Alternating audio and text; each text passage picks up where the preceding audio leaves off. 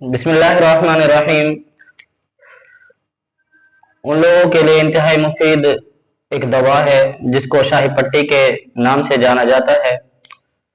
اتنی بہترین دوا ہے، اس کا رزلٹ بہت اچھا ہے ماشاءاللہ۔ کئی مریضوں کو استعمال کرائی ہے، بہت اچھا اس کا رزلٹ ہے۔ اس میں 3 چیزیں آتی ہیں، ایک یہ پٹی ہے، اس کے ساتھ ایک تلا ہے اور اس کے ساتھ یہ ربر بینڈ ہے۔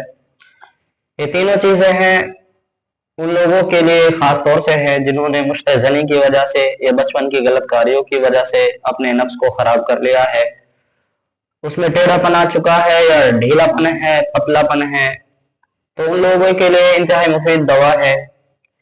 اس کا کورس صرف 5 پٹیوں کا ہے، 5 پٹی استعمال کی جاتی ہے اور انشاءاللہ جو نفس کی تمام خرابیاں ہیں وہ اپنی اصلی حالت پر آ جائیں گی۔